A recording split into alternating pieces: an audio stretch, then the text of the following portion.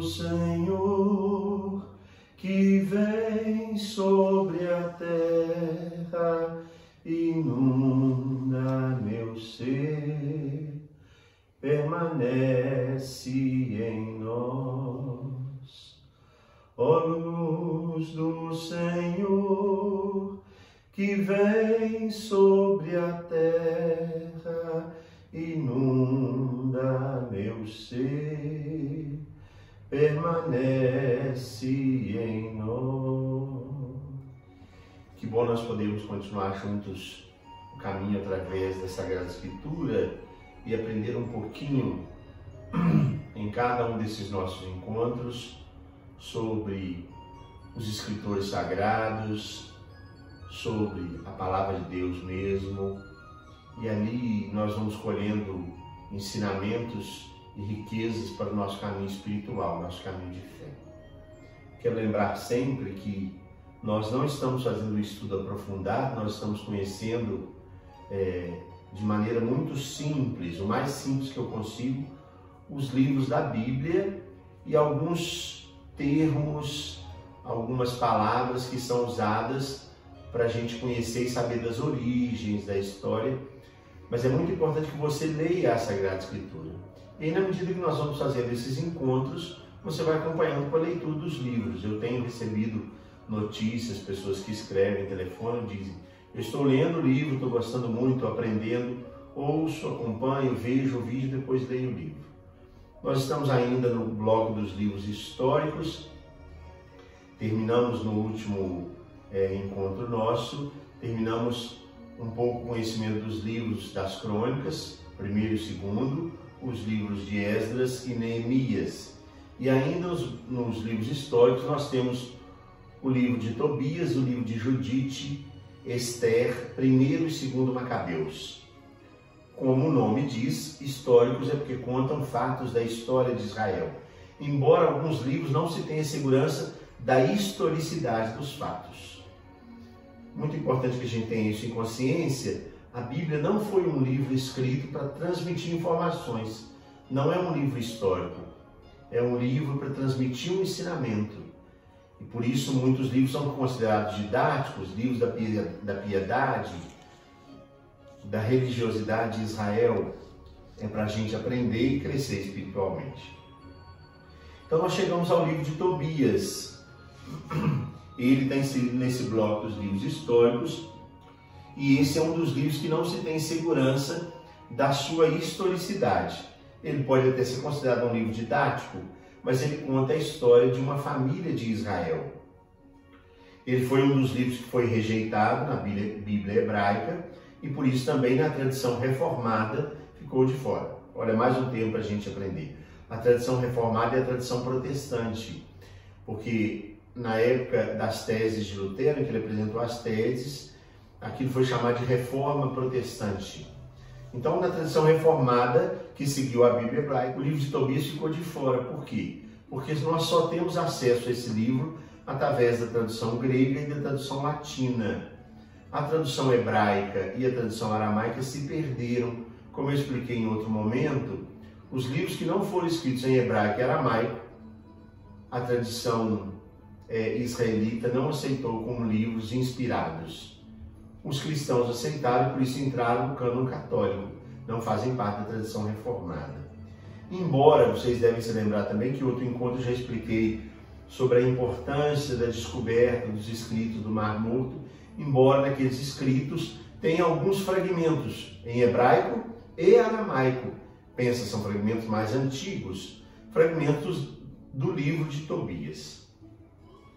De qualquer modo, a estimativa é que a composição desse livro aconteceu por volta do século III a.C., 300 anos mais ou menos antes de Jesus nascer. E o seu autor é desconhecido. Os originais hebraico e aramaico se perderam, e nessa perda nós tivemos acesso ao livro através de traduções, como eu já expliquei. O livro trata sobre a família de um piedoso israelita que é descendente da tribo de Neftali. Ele mesmo conta isso. O seu nome é Tobit, embora algumas traduções bíblicas o chamem Tobias, porque depois ele terá um filho e o chamará Tobias, seu homônimo. Mas nas Bíblias católicas que eu tenho acesso, o seu nome é Tobita.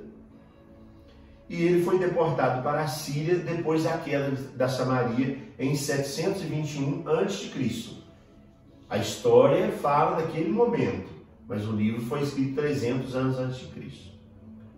Aquele pai que se chama Tobit, ele inicia o livro falando da divisão do reino de Israel e de como a sua tribo, a tribo de Neftali, se apartou da raiz israelita e da referência da cidade santa como santuário. A tribo de Neftali foi uma das que se agruparam no norte. As 10 tribos de Israel se agruparam no norte. Quando aconteceu, depois do reinado de Salomão, em Jeroboão e Roboão, a divisão, a tribo de Neftali ficou com o grupo das outras 9 no norte. E no sul ficaram as 2 tribos que constituíram o reino de Israel. Pois bem, Tobit, o protagonista desse livro, é da tribo de Neftali, que está no norte.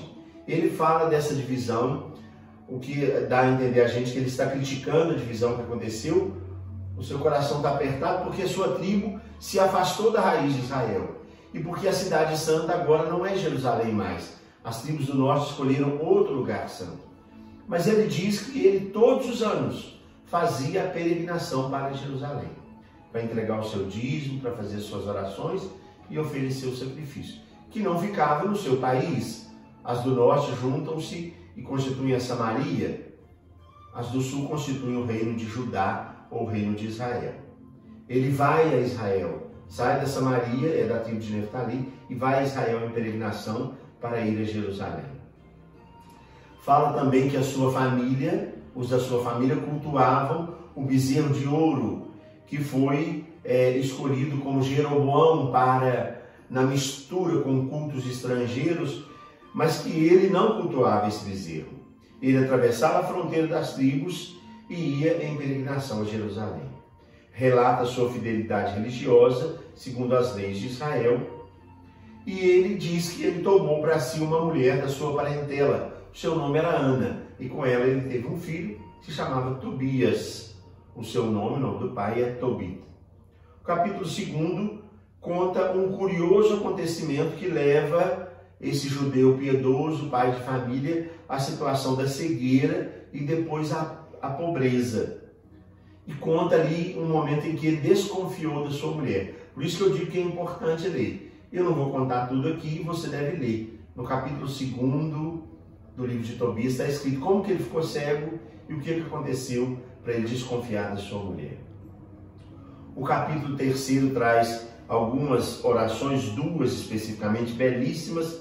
A primeira oração é a oração de Tobit e a segunda oração é a oração de uma parenta sua, uma jovem chamada Sara, que habitava em Ecbatana, na Média. Nós vamos entender daqui a pouquinho porque saber que ela morava na Média é importante. Então, no 2º capítulo tem a oração de Tobit e a oração de Sara, sua prima, que habitava muito longe. Passa a relatar o que estava acontecendo na sua vida. Sara era particularmente atormentada pelo demônio. E nós vamos entender por que citar essa sua parenta aqui no livro é importante para a história dessa família. O início do capítulo 4 fala de uma soma de dinheiro em moedas de prata que ele tinha depositado com um credor que era habitante em Rages. E Rages ficava na região da Média, na mesma região onde era Ecbatana, onde habitava a sua parenta Sara, essa jovem que vai entrar depois na história. Então, esse dinheiro era a esperança que ele tinha para aliviar as aflições da sua família que estava empobrecida. A história se interrompe e todo o restante do capítulo 4 é um grandioso recolhimento dos conselhos de um pai para um filho. Por isso nós costumamos dizer, é muito importante que esse livro seja lido pela família. Ele é um livro que conta a história de uma família e traz aprendizados para o pai, para a mãe, para os filhos.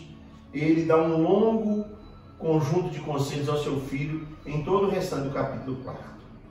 O capítulo 5 retoma a história do dinheiro a ser recuperado e narra a surpreendente visita de um enviado por Deus para conduzir o seu filho, que é jovem, Tobias, até a região da Média para buscar o dinheiro. Ele não podia viajar sozinho.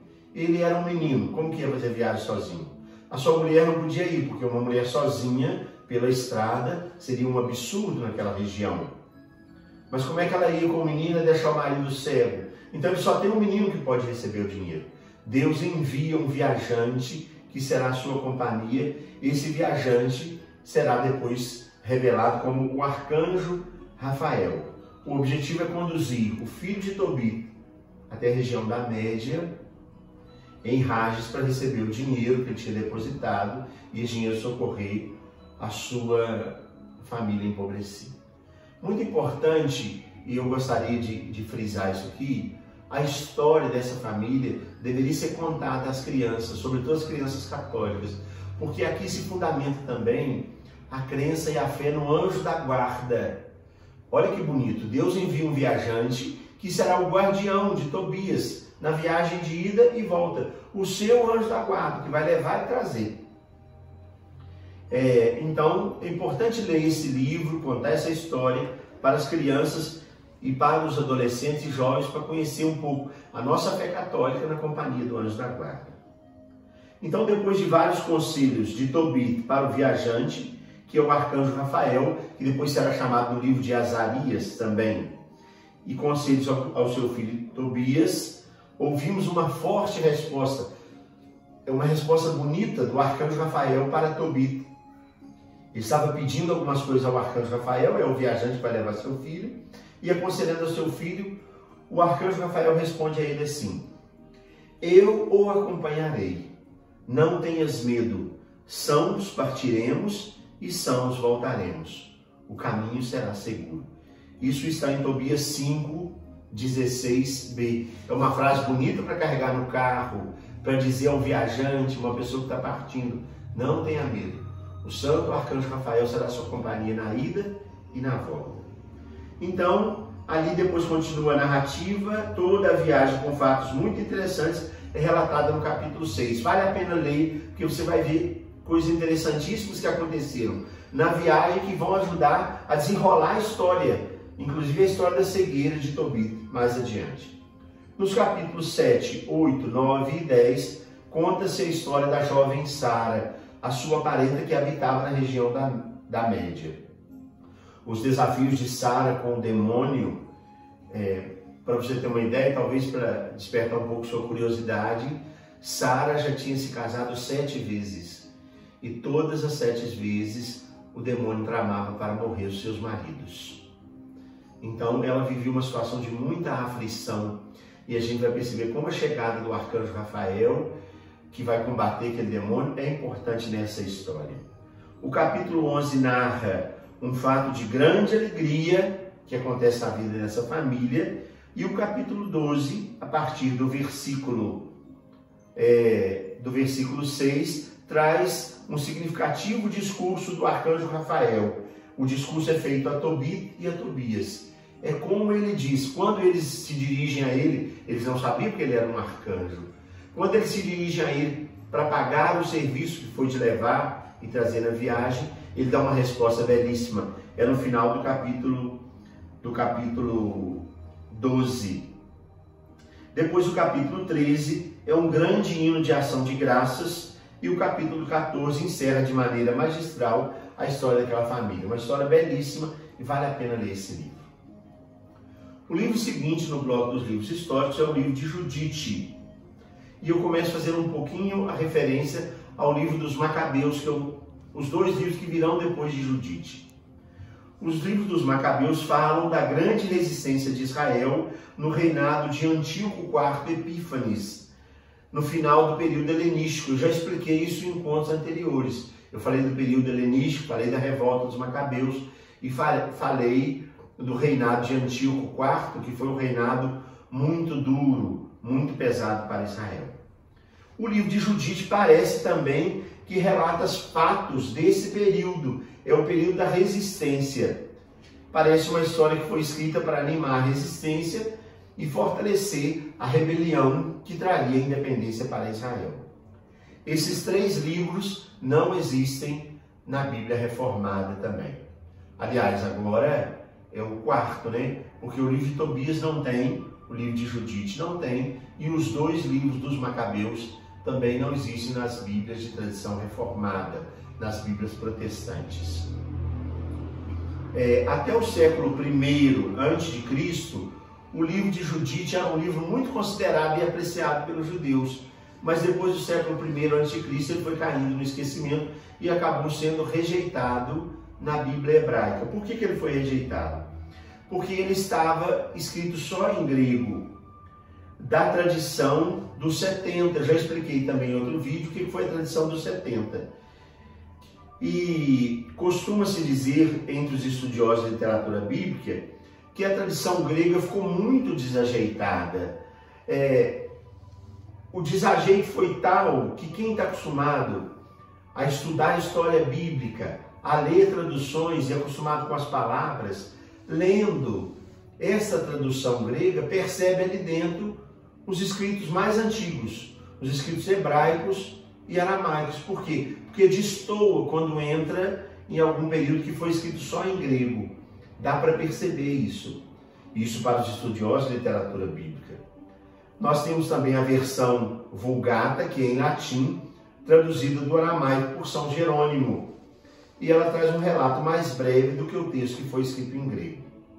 Para saber sobre a tradição da Vulgata, da 70, você tem que ver os vídeos anteriores, você vai aprender o que significou isso, o que significam esses termos.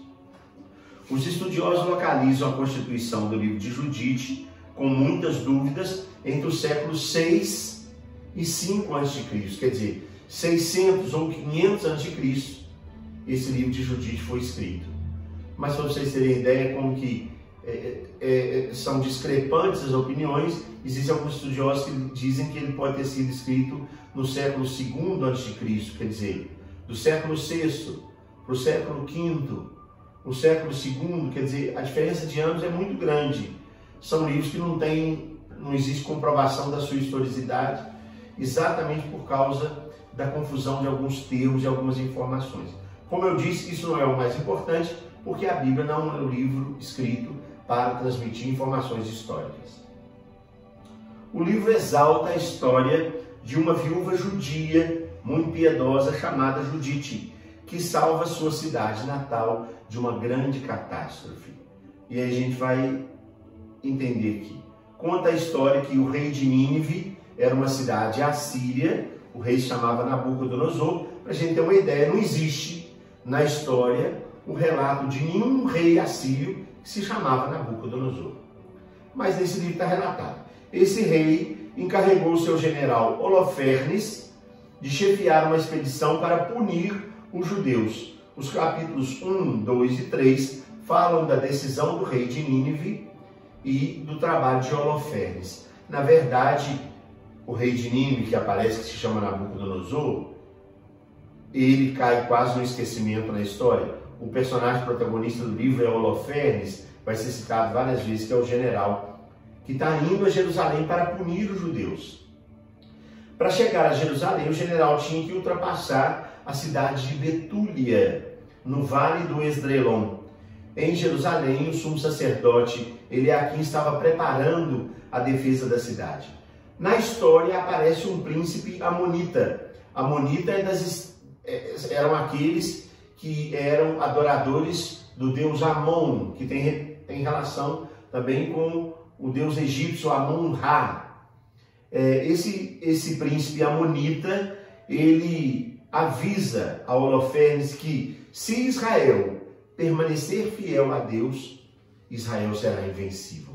É quase que uma palavra para dizer para Holofernes, pode se preparar, porque se Deus tomar o partido de Israel, você nunca vai conseguir vencer Israel. É interessante porque esse príncipe, depois, ele vai encontrar abrigo em Betúlia, vai ser acolhido lá. Depois, esses fatos são narrados nos capítulos 4, 5 e 6, e aí a gente entra na segunda parte do livro, que mostra a cidade de Betúlia sitiada, os habitantes que passam falta de tudo e passam medo. Eles são encorajados pela viúva piedosa, judia, Judite, são encorajados por ela, mas estão desanimados e a invasão é iminente. Os organizadores da cidade de Betúlia tinham fixado um prazo de 5 dias. Se em 5 dias nós tivermos nenhuma ajuda de um lado ou de outro, a gente vai acabar entregando a cidade mesmo. Essa narrativa está no capítulo 8º. O final do capítulo 8º, então, traz uma solene promessa de Judite. É bonita a palavra dela. Vale a pena ler lá no livro de Judite e aí ler o final do capítulo 8º. Uma palavra que é a promessa do que ela vai fazer. E todo o capítulo 9, a sua grande oração antes de ir até o acampamento inimigo. Ela se prepara toda, se veste ricamente, se enfeita, prepara. É bonito, o livro fala que ela preparou bolos, biscoitos, levou um grande lanche. Ela é criada como até o acampamento inimigo, mas levou alguma coisa para agradar. E se prepara também. Quando ela chega no acampamento, a sua beleza chama a atenção de todo mundo. Todas as pessoas querem saber quem é ela e a levam à tenda de Holofernes. Então, no capítulo 12 e 13, essa história vai se desenrolando. Ela já foi ao acampamento, já chegou ao acampamento, e 4 dias depois que ela tinha chegado ao acampamento, veja que nós já estamos no 5º dia, que era o dia limite que os chefes da cidade tinham dado para entregar a cidade. 4 dias depois, acontece um grande banquete no acampamento. Ela é convidada, ela é muito bem tratada por Holofernes, fica impressionado com o discurso dela. Se você ler, você vai entender por que ele a acolheu e ele a trata bem, e ela é convidada para o banquete. E acontece no banquete ele se embriagar. Ela vai até a sua tenda à noite, é uma noite decisiva, isso está lá nos capítulos 12 e 13, ela vai até a sua tenda e corta a sua cabeça. Ela foge do acampamento inimigo, volta a Betúlia com a cabeça de Holofernes. E aí aquilo vira uma grande confusão no acampamento inimigo, no exército de Holofernes. Os judeus se aproveitam daquele desespero, daquela confusão e acabam subtraindo todas os instrumentos, todas as possibilidades que eles tinham para a luta, as armas, a comida, as roupas. Os judeus subtraem aquilo tudo e eles acabam desistindo de atacar Jerusalém. Então Jerusalém é salva pela intervenção dessa mulher corajosa que sai da cidade e vai ao acampamento inimigo. As datas e a cronologia e os nomes dentro dessa história não coincidem com a historicidade dos fatos reais. Por isso eu dizia que ele não traz informações históricas precisas. Esse livro tem 16 capítulos. A gente lá nos capítulos 14, 15 e 16 relata uma festa que é feita depois do triunfo do povo de Betúlia, uma festa que chega a Jerusalém inclusive, e o capítulo 16 traz o grande hino de Judite, a conclusão do livro. O autor quis revelar a ação de forças sobrenaturais que acompanhavam o destino daquele povo eleito em meio a um mundo ateu e hostil. Nabucodonosor e o general Holofernes representam então no livro as forças que são inimigas de Deus. E Judite, que é viúva, representa Israel, que protegida pelo próprio Deus, triunfa e vence as forças do mal que combatem contra Deus e combatem contra Israel. Nós chegamos assim a conhecer um pouquinho do livro de Tobias e Judite. Eu sei que é um pouco rápido, mas o mais importante é você ler o livro para conhecer a história. E nos próximos encontros nós vamos aprender um pouco sobre os livros de Esther, 1 Macabeus e 2 Macabeus. Que Deus continue nos guiando e nos iluminando na força do seu Espírito e nos abençoe e guarde, Ele que é Pai e Filho e Espírito Santo. Amém.